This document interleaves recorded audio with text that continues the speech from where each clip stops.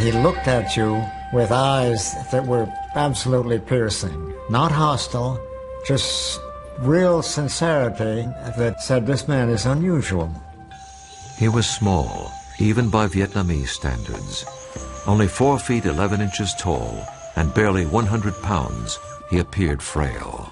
He tried to project this image of himself as a simple, modest, emaciated kind of... Perhaps no leader in history has resisted the guns of the enemy as stubbornly or as long as this little man. He had an unshakable will that helped liberate a country and humble a superpower.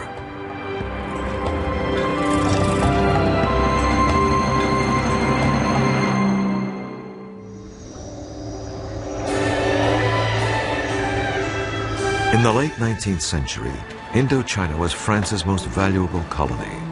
The French made huge amounts of money with rubber and rice exports, especially from the territory now known as Vietnam.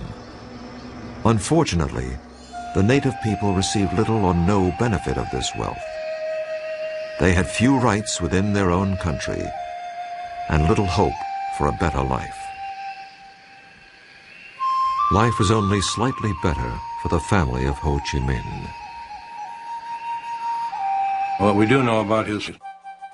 Ho Chi Minh's father, Nguyễn Sinh Cung, came from the village of Kim Lien in Nghệ An, a poor province in central Vietnam. On May 19, 1890, his wife gave birth to their 3rd child and their 2nd son. He was named Nguyễn Sinh Cung, but would one day be known around the world as Ho Chi Minh.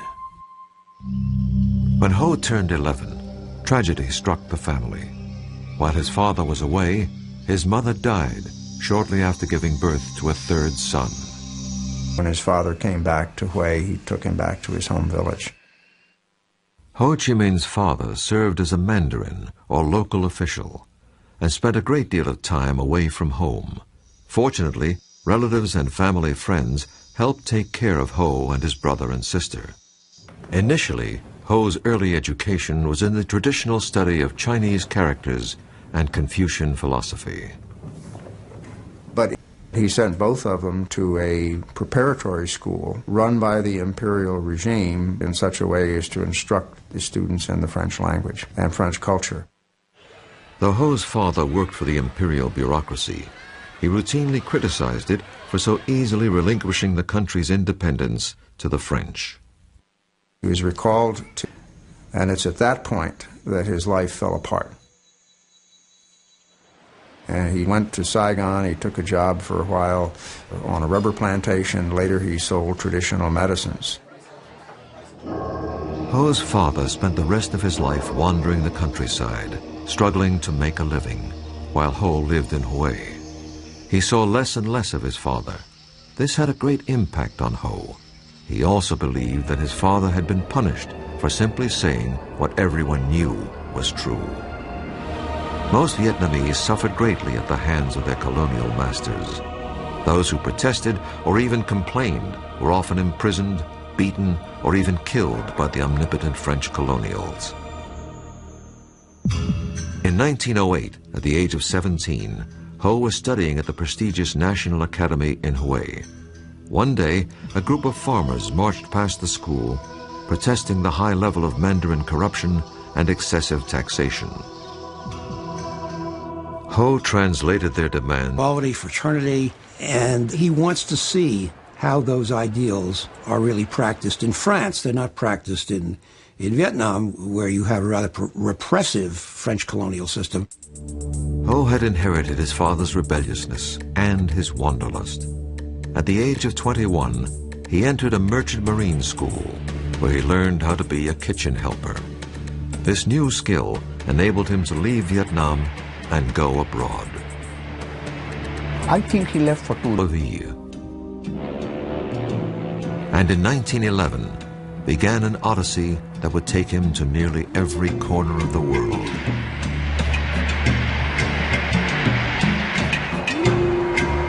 Over the next few years, he saw the terrible impact of colonialism on many other countries. This had a profound influence upon him. Finally, Ho arrived in France. Despite his anti-colonial sentiments, Ho applied for entrance to the French colonial school that trained officials to serve in France's colonies around the world. This was hardly the career path of an anti-French revolutionary. Ho's application was turned down. There's no... In 1917, traveling to Africa, South America, and even the United States. On one trip, he reportedly jumped ship in Boston and made his way down to New York City. I mean, here he is seeing the highways, taking the subway up to the Bronx, taking the ferry to Hoboken. He was absolutely dazzled by the Statue of Liberty and everything it represented. While working as a dishwasher in New York's Chinatown, Ho was amazed to learn that immigrants in the U.S. were entitled to legal rights that the Vietnamese weren't allowed to have under the French in their own country. He said, I was with the lowest labor types in New York. There were blacks, there were Chinese, and they weren't quite as well treated as the Anglo-Saxons. While in London, Ho had met many other passionate anti-colonialists from places like India, Africa, and Ireland. These contacts rekindled Ho's own nationalist notions. He rededicated himself to liberating his homeland. In 1917, he decided to forego a promising career as a pastry chef and move to Paris. He would learn how to become a revolutionary.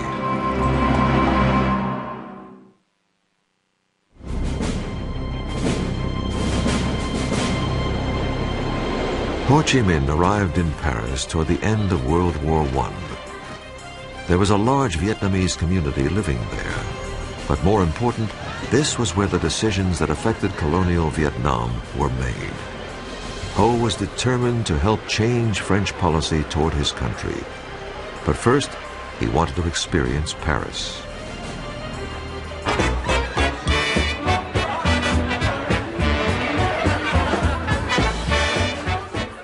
He wandered around the town and would go to art galleries, take in lectures, improving his French. He used to love to go to music halls, and one of his favorite singers was Maurice Chevalier. And he memorized these songs and discovered that there were many Frenchmen who were sympathetic to his cause. These liberals encouraged him to join their socialist group and to write and publish his own ideas. Soon, Ho and other Vietnamese expatriates began publishing an anti-colonial newspaper directed toward the Vietnamese community in France. Their leaflets were even smuggled back to Vietnam. All of his writings really are on that theme. What a rotten deal colonials are getting all over the French Empire, which indeed they were. And Ho's point of thinking is, how do you fix this? Do you fix it with a revolution? Do you fix it with violence? How do you do it? Writing under the pseudonym Nguyễn Quốc, or Nguyen the Patriot, Ho simply advocated better treatment and equal rights for his people, not revolution. He achieved a near-legendary status in certain circles back in Vietnam, where his rhetoric was considered visionary. Ho also attracted the attention of the imperial regime back home. They accused him of inciting treason and condemned him to death if he ever returned to Vietnam. In 1919, U.S. President Woodrow Wilson traveled to the Versailles Peace Conference to present his famous 14-point plan for world peace. Ho and his associates discovered that one of Wilson's key points was that all nations deserve the right to self-determination. Ho believed that this meant that the U.S. was advocating the end of the colonial system. And Ho Chi Minh, thinking that this might apply, and he went out to Versailles carrying with him a document that he had written, which was a kind of inventory of various cases of French repression in Vietnam. And his idea was to give this to Wilson so that the United States would then exert pressure on France. Well, he got very rudely rebuffed when he tried to go in to see Wilson or even deliver this. Ho had believed that President Wilson would be sympathetic to Vietnam's plight. He was greatly disappointed that he was unable to present his case. This forced him to look elsewhere for help. A socialist showed Ho a paper that had been written by Vladimir Lenin. In it, the Soviet leader wrote that one of the keys to the spread of communism was the liberation of all colonies. But regardless of what their motivation was, they were the only power at the time to advocate it and to actively want to offer help. And it's at that point, as he basically points out, that he determined to become a follower of Lenin, not because he had any understanding of Marxist ideology. In 1920, Ho became one of the founding members of the French Communist Party. He was 30 years old. He had become a great propagandist while living in Paris, but he wanted to learn how to turn rhetoric into revolutionary action. He believed there was really only one place to learn this craft: Moscow. In 1923, Ho received an invitation to join the Comintern, the organization set up by the Soviets to export Marxism and Leninism around the world. He jumped at the opportunity. He disappeared from Paris, leaving his friends wondering what had happened. He now took his orders from Moscow. I always felt that Ho Chi Minh had very little time for Marxism as a philosophy, as a way of interpreting history. He had great admiration for Leninism and the techniques and the methods to be used. The rest of the world may have abhorred Lenin's tactics, but Ho was devoted to them. He believed that he had found the blueprint for liberating his homeland.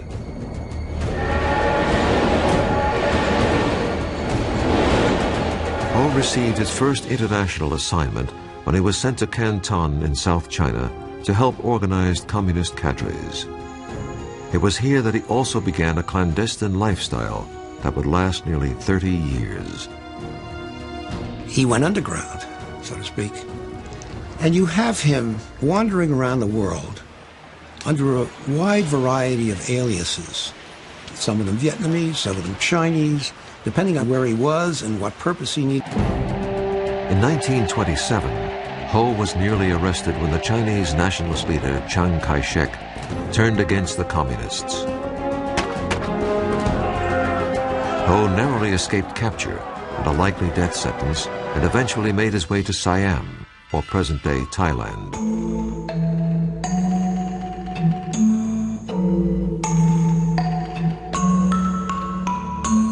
He avoided detection by agents of the Sûreté, or French secret police, via a clever ruse. He learned some Thai, shaved his head, donned a saffron robe, and traveled as a Buddhist monk. There was a large Vietnamese community living in northeast Thailand, so Ho preached his cause as he wandered from village to village in disguise. I don't know of any other leader of his stature having done this kind of masquerading under different guises or having had to change his name so many times. For most of the 1930s, Ho's whereabouts were not known. He had even been reported dead. Ho just disappeared. He was either in the cave of Yan'an with Mao, he was in a Stalin jail. There's no world figure. Ho emerged again on the world stage shortly before the outbreak of World War II. He'd always believed that there would one day be a time when the conditions would be just right to begin the liberation of his homeland.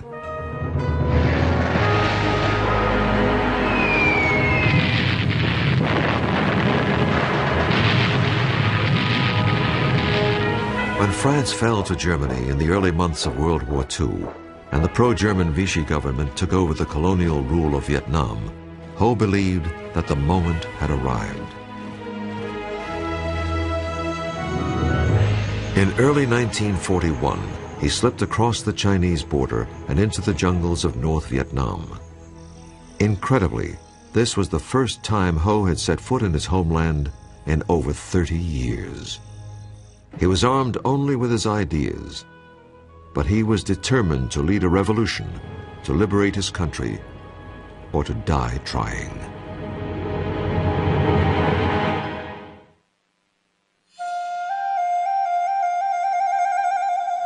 When Ho Chi Minh walked across the border into North Vietnam in 1941, it marked the first time he had set foot in his country since 1911. He had no weapons, almost no money, and very little support. But he was determined to organize a guerrilla movement that would drive the foreigners from his country. He calls the movement the Viet Minh, which is an acronym for Independence League. Ho Chi Minh begins to exist under that name, the famous name, now, 1941. Well, there seems to be something of a myth that Ho Chi Minh, when he came back to Vietnam after 30 years of absence, was looked upon by, quote, everybody as the leader of Vietnam. At that time, 90, maybe 95% of the people in Vietnam lived in small villages and cultivated rice. There were educated Vietnamese in big cities like Hanoi and Saigon who greatly admired Ho's writings under his pen name Nguyen the Patriot. But they were in the minority. The vast majority of the people in the country were not familiar with Ho or his work. In fact, most of them could not read. He managed to adopt this very popular style, talking very simply to the peasants and being like an uncle, a member of the family.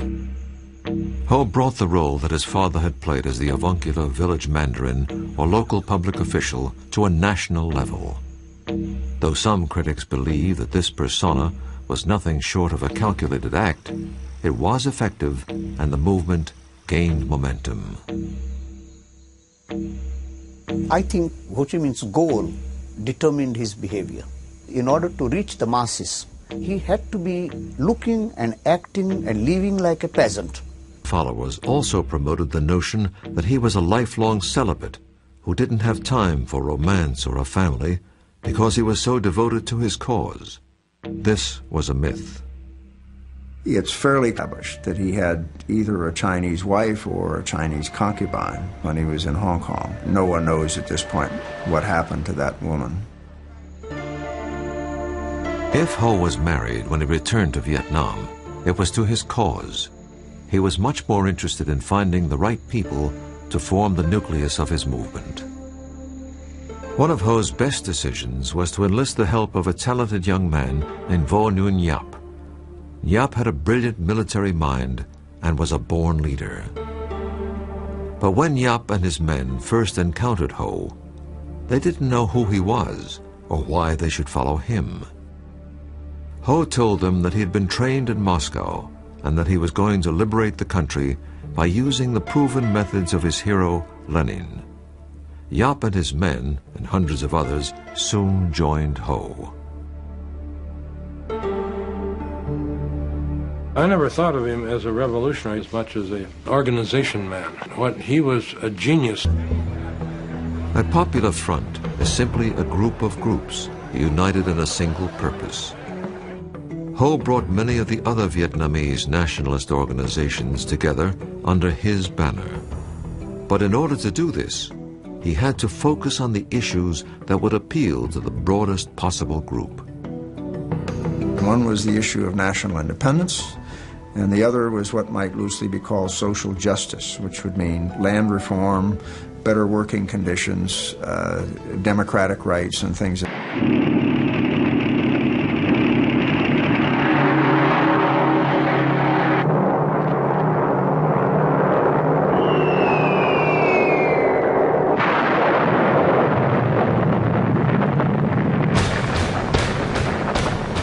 December 7, 1941, Japan bombed the U.S. fleet at Pearl Harbor, Hawaii, and then launched an all-out attack against the British and Dutch colonies of Southeast Asia.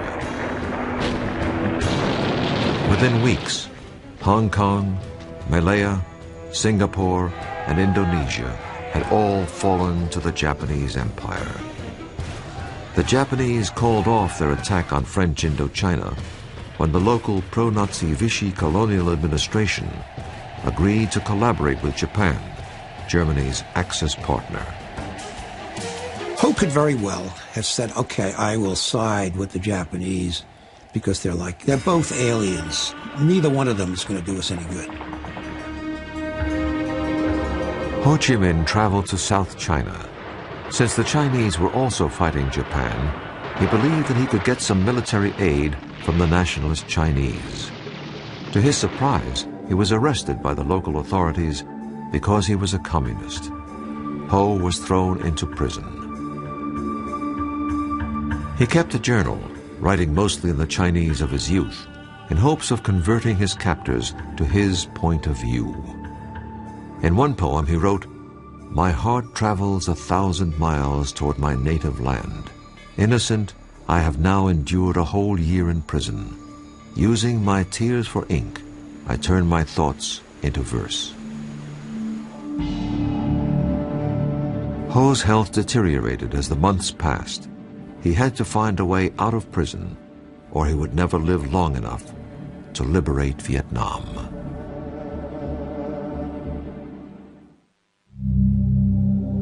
Ho Chi Minh spent 14 months enduring the worst imaginable treatment in prison. As the war worsened for the Chinese, Ho convinced his captors to release him so that he could gather intelligence on the Japanese. He was released in 1943 and walked all the way back to his old base in North Vietnam. His compatriots were stunned. They thought he had died. Once again, he became the leader. He was 53 years old.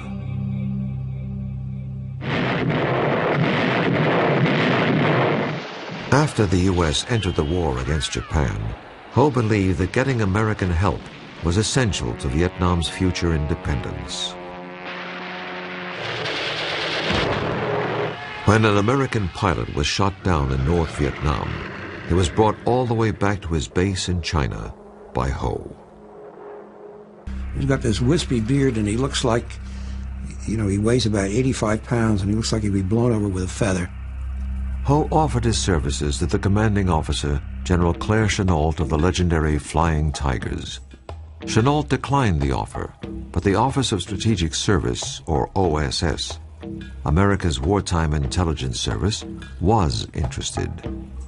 They believed that Ho could help them rescue downed pilots, and more important, furnish intelligence information on the Japanese. Ho was accompanied back to his base by an OSS officer, giving credence to his claim that the U.S. was his ally.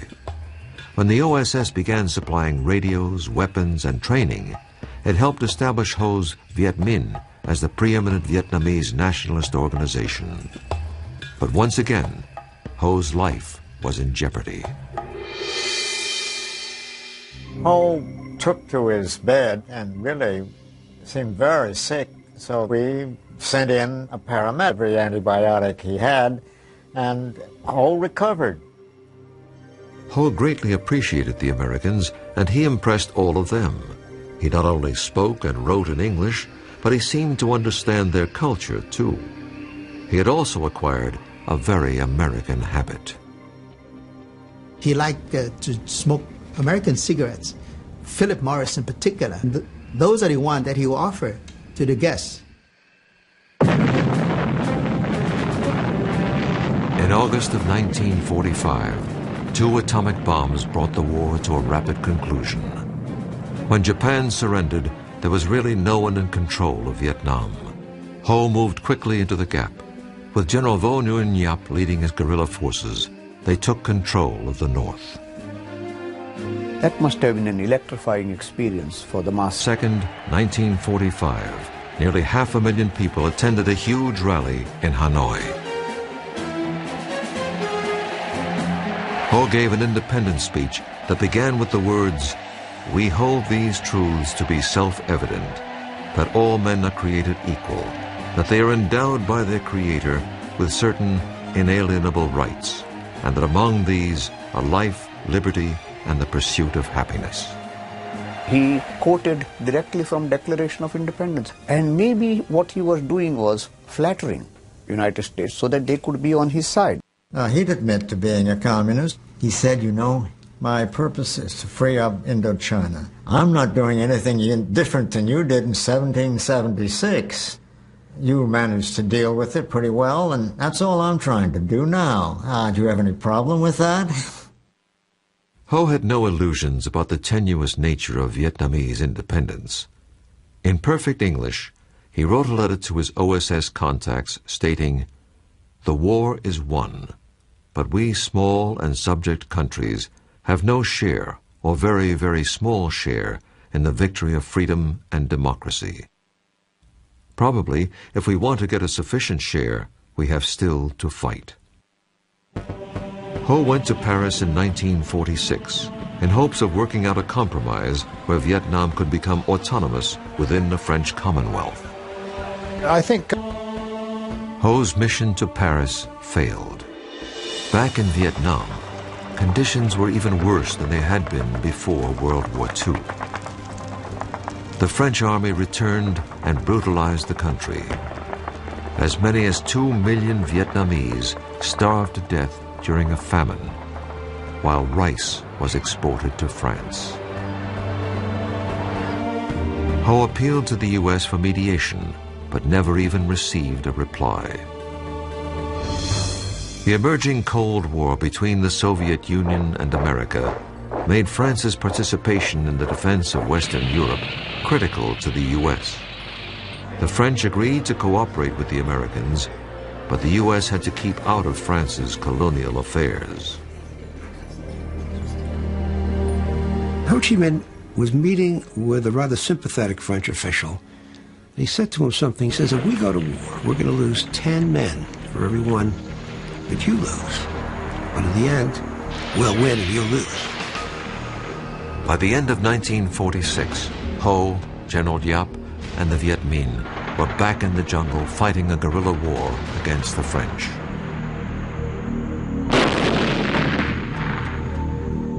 Initially, it seemed unlikely that the Viet Minh would have any hope in defeating the French. But by 1954, the French were desperate to end the bloody guerrilla war that seemed to have no end in sight. The French decided to spring a trap for the Viet Minh at a place called Dien Bien Phu. They believed that the ensuing battle would end the Indochina War. It did end the war, but in a way they could never have imagined.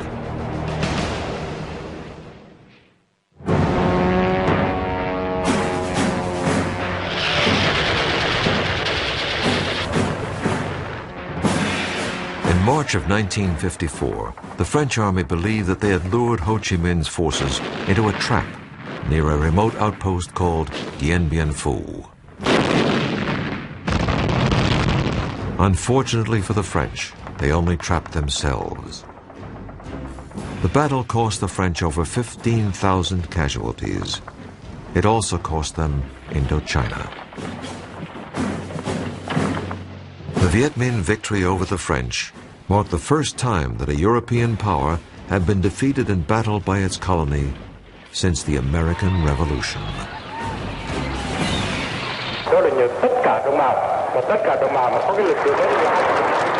Ho's leadership and tenacity contributed greatly to the victory, as did the aid of a powerful new ally, the Red Chinese. Ho tried to play down the Chinese Communist support. He feared that this alliance would drag Vietnam into the Cold War. And this would mean, therefore, that Vietnamese independence would not be a local question between Viet Minh and the French. Despite the victory at Dien Bien Phu, Vietnam's fate would ultimately be decided at a peace conference in Geneva.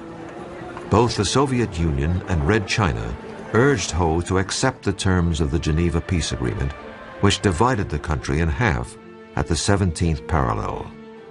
It took all of Ho's political skill to get his colleagues to accept the compromise. After 1954, Ho and the Communists concentrated on building a socialist state in the North. They implemented a land reform program modeled after the one created by Mao in China. And it was a very brutal program. The story is that Ho Chi Minh actually realized this thing had gotten out of hand and apologized for it, but of course it was too late. These people had been killed. The North did not have the only repressive government in Indochina. The U.S. helped install an anti-communist dictator in the South named Ngo Dinh Diem. Diem was not popular with his countrymen. In the Geneva Peace Treaty, Ho had been promised an end to foreign intervention and nationwide elections, which he most certainly would have won. Diem and his U.S. backers did not allow the elections to take place. By 1960, an anti-Diem resistance movement engulfed the South in a guerrilla war.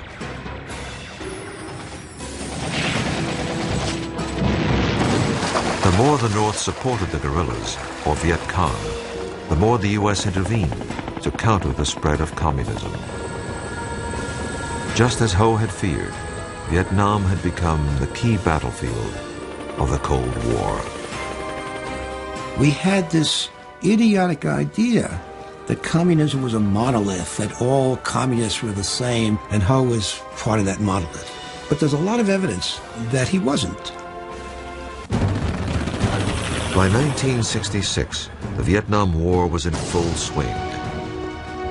By now, Ho was 76 years old and probably not involved in the day-to-day conduct of the war.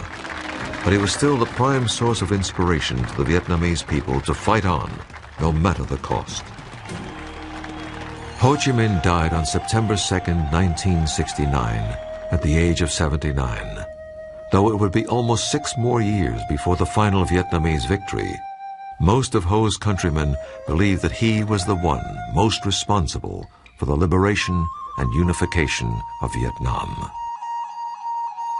Today, Ho Chi Minh's legacy is as controversial and complex as the man himself.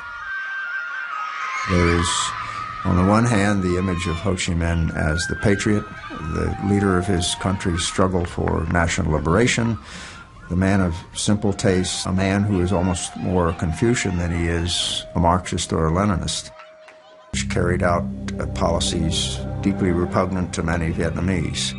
I think you got to deal with the dual character of this man.